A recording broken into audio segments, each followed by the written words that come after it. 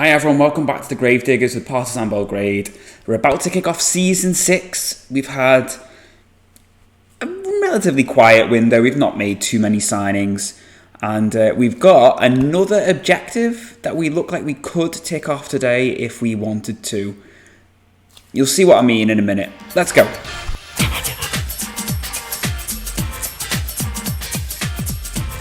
Hi everyone, welcome back. We are going to kick off Season 6 with our first game of the season against FK Rad, newly promoted team.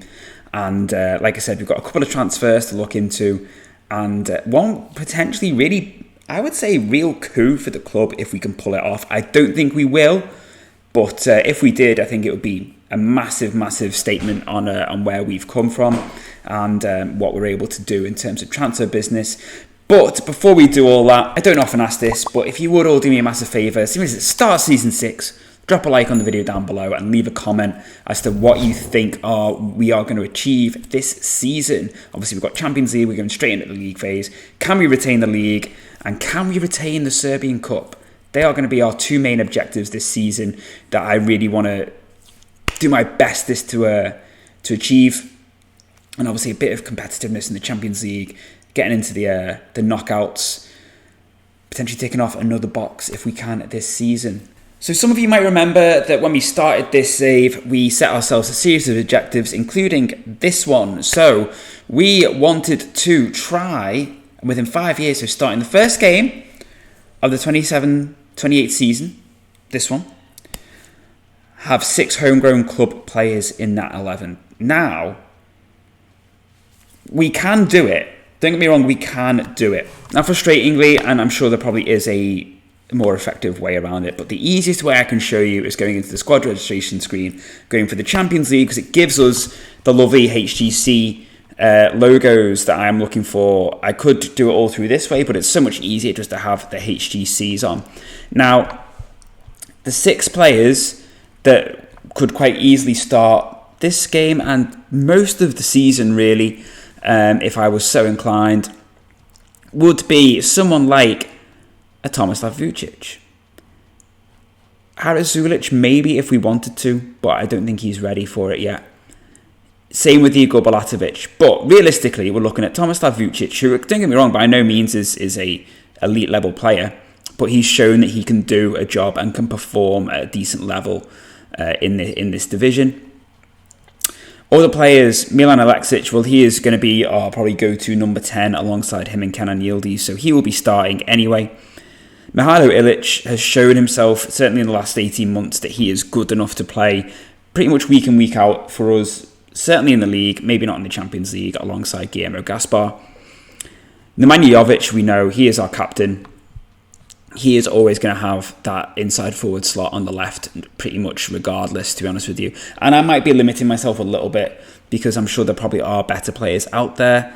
But in terms of what he offers to the team and the club, because of his status, both in this regard, homegrown wise, but also within the actual dynamic unit, he is invaluable. And, you know, he is Mr. Consistent, really, in terms of his numbers per season. As we touched on in Season 4, he had a substantial drop-off after the winter break. And then the 2 players who, basically you'll see what I mean when I say if we wanted to, because I did say I didn't want to do it just for the sake of doing it. I wanted it to be on merit. And these 2 kind of leave a little bit of a bitter taste if we were to do it, because these aren't players that we've brought through. So Sasha Lukic counts because he was trained at the club. He started his career at Partizan Belgrade, and he counts as homegrown club. Now, obviously, we signed him when he was, 28, 29 from Torino, I think it was. So he counts, don't get me wrong, as does Nemanja Stojic. Now, we signed him as a rotation option. He just so happened to be a homegrown nation player, Serbian player. I didn't realise he was a homegrown club player until I checked this. So we have plenty of options for players that we can play in that regard. We could easily have the 6 homegrown club players. And I'll be honest with you, the chances are they're not going to play. Some of them aren't good enough to play consistently all season. The main squad is going to be basically something along the lines of, where's Gaspar? It's going to be Gaspar. Quite easily could be Ilic. Don't get me wrong. That is something that will probably happen. Vucic could quite easily play here or play in the volante role. And the first 11 could quite conceivably look a little bit like this in terms of, our homegrown players. So you've got Ilic, Lukic, Alexis and Jovic. And this is the team. These are the players that would probably reliably play most games in the league. Like I said, Vucic potentially could get in there. But Zulic wouldn't. I don't think yet. He will start playing this season. Neither was Stojic. Benkovic, realistically, would be my main choice. He's the one who's probably going to play in all the big games in the Champions League, most likely, alongside Gaspar. And Bulatovic isn't good enough yet. He'll be playing as a fullback on the right-hand side. But Rogan would be playing here ahead of him anyway. And then we would have Kostic there. And we would probably play Ristic over Araujo in that role. But we have the option of playing Araujo there as a winger. Mladenovic we could theoretically play, but again, not good enough. And Milicic, who we've also just signed, unfortunately doesn't fit the bill as a homegrown club player. So we could do it, but it would be doing it for the sake of doing it in this first game. I think I would probably will do it because I think we should be good enough to beat Rad. But I think we would have to count this as a failed objective in some ways because we're doing it just because it kind of suits ticking the box. The dream really was to have had some really good dev centre players come through who would be in this squad now and playing. That was the premise of it, to be honest with you. That was the whole point of setting that objective. But unfortunately, we've just not had that. When we look at the dev centre, we've just not had that level of production line that I was expecting us to get, which has been a bit of a shame. Just before we do get into the game, I said we had a potential transfer coup. Believe it or not, everyone, Ryan Gravenberch was a free agent in the summer, along with Clement Longley and Hakan Çalhanoğlu. Now, Çalhanoğlu's like 33 and he had already had offers from other clubs. So did Clement Longley, and Longley wasn't interested in talking to us anyway. But Ryan Gravenberch was open to talking to us. Now, we haven't been able to offer him the contract that he initially wanted, but we have managed to negotiate a deal with him. I don't think he's going to come to us personally because he's also under bids from Brighton, Nantes, Nice, Rennes, Freiburg and Parma. I think he is more likely to go to any one of these clubs because I think they'll be able to offer him a much better financial package than us. But I think the one thing that we can offer them, which some of these other clubs can't, is Champions League football. Let me just check. See, they're in the Europa League. Brighton are in the Championship, so he's definitely not going to Brighton unless they literally throw an obscene amount of money at him. He is not going to go to Brighton. Freiburg aren't even in a Continental Cup. So we are literally the only team. We're a Parma. Parma in Division 2. He's not going to go there. Milan haven't actually bid for him. What about Nantes? Nope. So we are probably the only team who've got continental football who are in for him. And I still think I've got a feeling he will go to the other clubs because I think they will offer him more money. But you never know. I just think he'd be a great signing for us. Like, don't get me wrong, he's not got any, like, what I would say, like, elite level attributes. Like, he's not like the 16s or the 17s or anything, but he's just all round. He's very, very good. His passing's 15, his technique's 15. He's got decent physicals, decent first touch, decent long shots. He's basically like an upgrade on Lukic for us. Plus, he's got that versatility of being able to play in a range of positions. He's got really good traits. He loves his big matches. He's spirited, so decent enough personality. I think he's consistent. He'd be brilliant if he joined us. He would be absolutely brilliant. But I got a feeling he's going to choose to go somewhere else. And I just realised I nearly completely glossed over transfers. So Louis Barry, I can't remember if I think I did say last time he was going to Racing Santander, as was Mady Monome going to Club Brugge. In terms of incomings, we'd already touched on Finley Burns, Nemanja Stojic, and Carlos Mendes, I think, and Vasilev. The only one that I hadn't told you about was Victor Lopez joining. And yeah, he's a backup keeper. He's happy to be like a breakthrough prospect, just to keep that cycle going of if Yusufu leaves, we've got someone to come in. And all the while, I'm looking to try and find a Serbian Wonder Kids goalkeeper, basically, and these are just going to have to keep filling that gap until we find someone. And was there someone else who we signed? Yes, there was. This guy, Stefano Stridi. So he is a left back who's got one aggression, but really good bravery. So I'm hoping the fact that his bravery is really good is going to make up for his rubbish aggression. I'm just hoping that it means he's just not going to get sent off. When we signed him, he was 18. Basically, just to give a bit of cover at left back because Kostic is getting on a bit now. Jokic is not good enough, really. And he is kind of everything we want in our left-sided fullback. I'm not too bothered that his crossing's not great because we mainly play with a fullback on support here, so I kind of generally want them to sit back a little bit more anyway. It's Rogan on the right who's the one who gets forward. So yeah, I'm kind of interested to see how he comes along for us. Was there any other signings I did? No, we all knew about these, so that's fine. And sorry everyone, I am not going to do it after all. I'm not going to pick the players that we could. I want to start strong. We want to retain this league, so we need to make sure we get a win. And I am going to try and pick what I think is one of our stronger 11s. We're going with Benda over Del Basic. Might be a little bit controversial because Del Basic was so good for his last season, but look at Bender, 4.5 stars for this league, for this level, and he was inspired last season when he joined. I think in him and Angulo, we have two stellar wonder kids really for this simulation. Who we've already had Liverpool bidding for Angulo. We rejected a move from for Bilbao, and he was like, "Oh, I wanted to go because I would have been a key part of their team." And I was like, "Well, what was it take to make you stay?" And he's like, "Well, I just want to be seen as a star player." So I was like, "Fine, that's fine with me." Tried to offer him a new contract, but he wanted a 6 mil release clause, and we bought him for like just under 9 mil. So I wasn't going to agree to that. So I'm just going to try and grind him down this season to sort of offer him a new contract to give him a higher release clause. But Liverpool have been bidding for him. And thankfully, he doesn't currently have a release clause, so we can quite comfortably just reject it. So I think him and Bender are like top draw players. So I need to try and milk them as much as possible. I still think we're kind of on like our sort of first phase of proper wonder kids, and then I think maybe sort of coming towards that second phase. And then we're obviously going to need to milk that second phase of Wonder Kids for all they're worth. And then hopefully the third phase will be the ones when we have a team full of Wonder Kids who we can then win the Champions League with.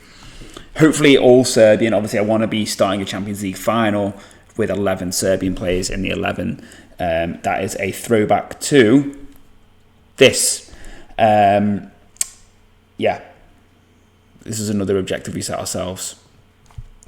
But anyway, this is the team we're going to go with. We're going to go with Yusufu, Rogan, Ilic, Gaspar, Kostic, Angulo, Lukic, Ristic, Alexic, Jovic and Benda. Obviously then on the bench we've got some big players missing out. Stojic isn't even getting in there. Milic isn't, neither is Stridi.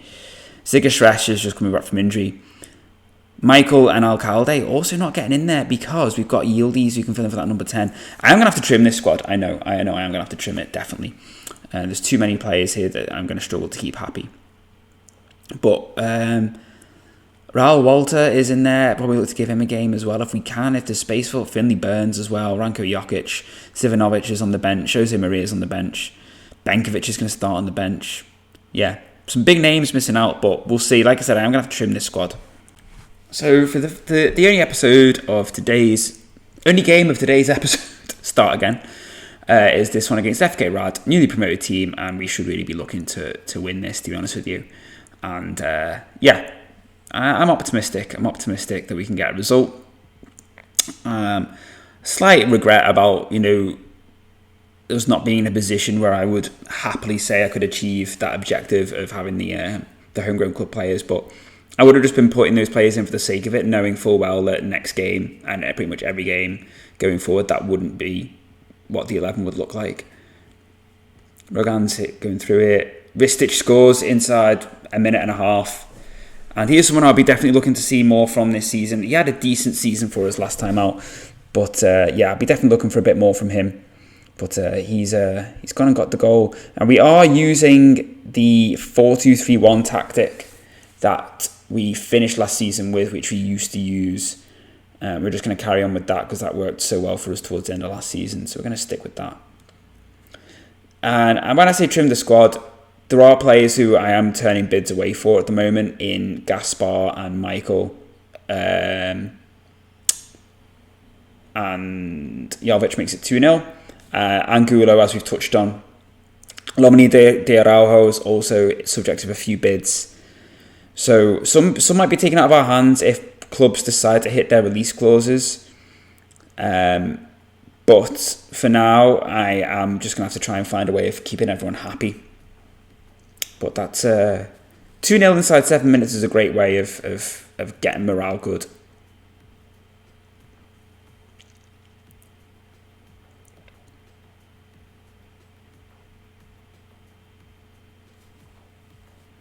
Oh, Lukic floats it forwards.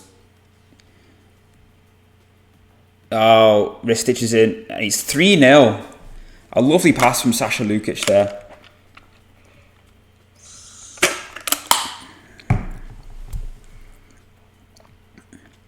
The pass here is just wonderful.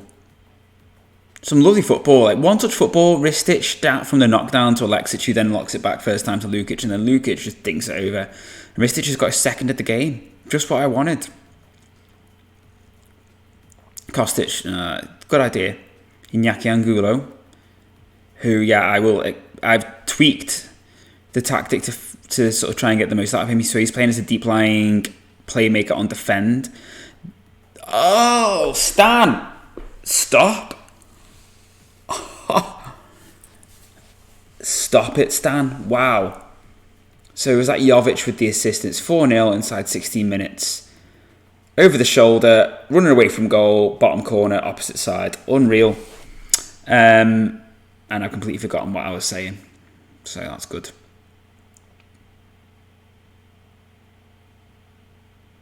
Oh yeah, so sorry. Angulo's role used to be a ball-winning midfielder on support.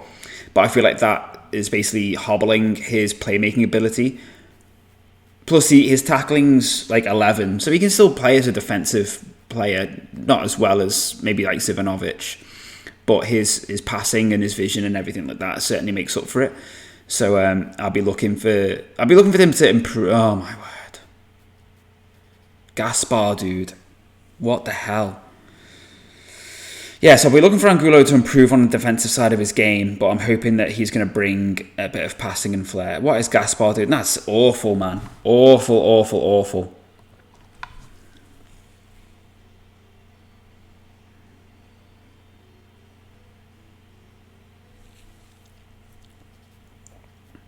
Yeah, the bids for Gaspar are creeping up a little bit. We're getting like low bids of like 4 or 5 mil, and now we're starting to get them coming up to sort of 8, 9.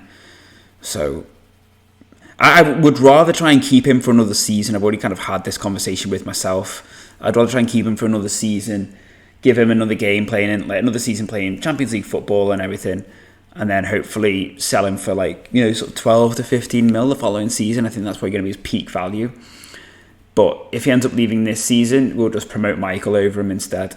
Basically like not quite a like for like in terms of ability, but a Portuguese centre-half, left-sided centre-half. Michael's ball-playing ability just isn't as good yet, but he is younger. So he's got time to improve.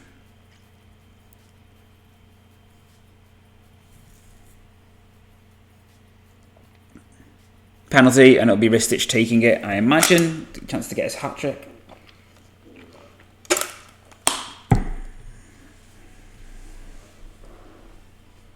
Obviously, it's always going to be given. Always going to be given. And it is Ristic. And he makes no mistake. Calmly places it in. 5-1. So annoyed about that goal, man. Could have been so easily avoided. But Ristic has got a hat-trick on the opening day of the season. Lovely stuff. And is this going to be Alexic? It is. This could be a goal. He's got previous for smashing them in from this range, and he nearly does. Probably just a bit too far out. The keeper had a good view of it. And as all of us know, when you score around about 4 or 5 goals in a half in Football Manager, in the first half, you never score any more in the second. We will see if we can put any more goals past Rad in this half, but usually it never happens. We nearly do, though. I remember when we played Indonesia in the semi-final of the Cup last season, we were 6-0 up inside 26 minutes, never scored after that. And Ristic has just missed a golden chance. It was a lovely ball from Angulo.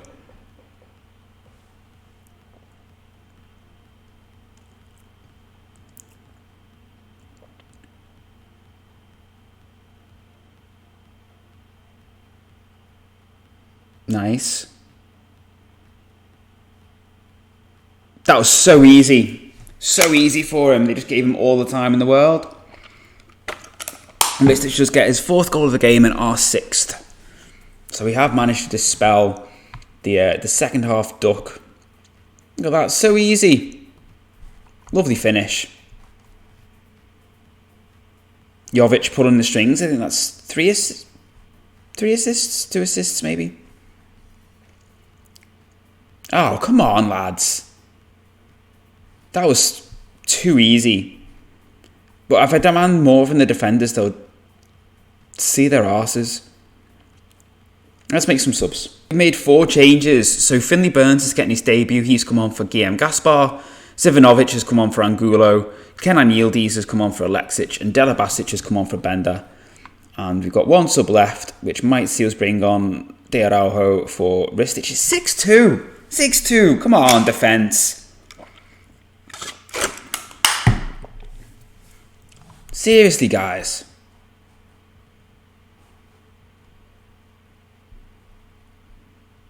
It's a great finish, don't get me wrong, but seriously, what's going on there?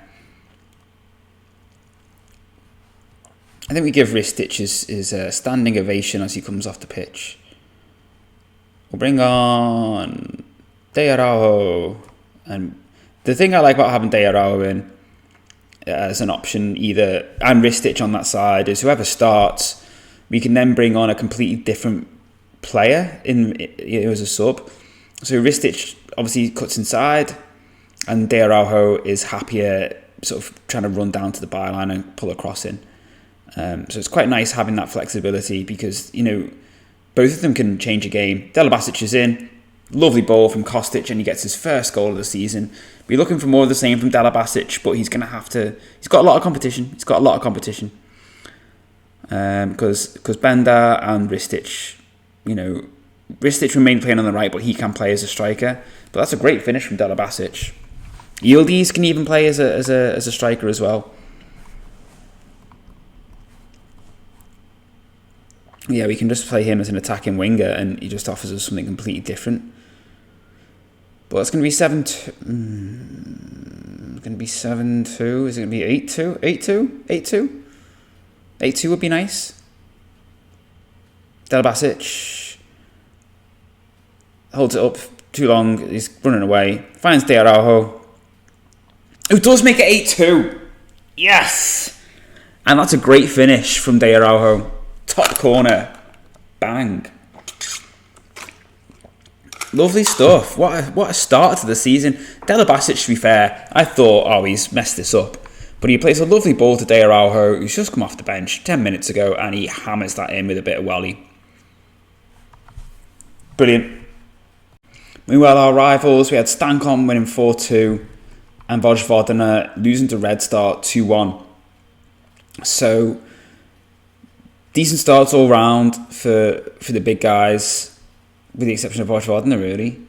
So, just in terms of the other performance in that game, we had an assist for Rogan, an assist for Kostic, an assist for Lukic, 2 assists for Jovic, and a goal and an assist for Dela Basic. And we had, 4 from Ristic, 1 from Jovic, 1 from Bender, 1 from Dela Basic, and 1 from Lomini Derao. Lovely stuff, everyone chipping in. And I think this formation now, after having had a bit of a dry spell, is maybe we've just got the players now to sort of really make it work, or the players that we were using have developed more and are now making it work even better.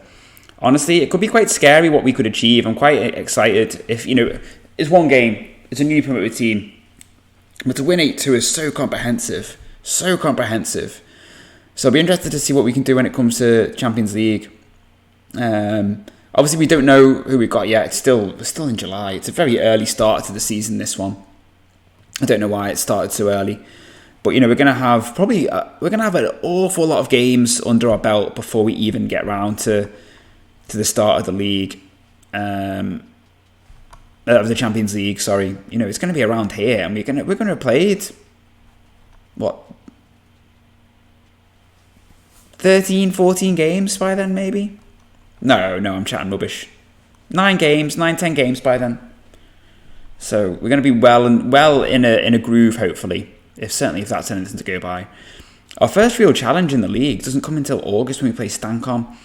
We should Shabak and Kolabara are all these are all newly promoted teams. Kolabara were our affiliate club, but obviously we lost them when they got promoted.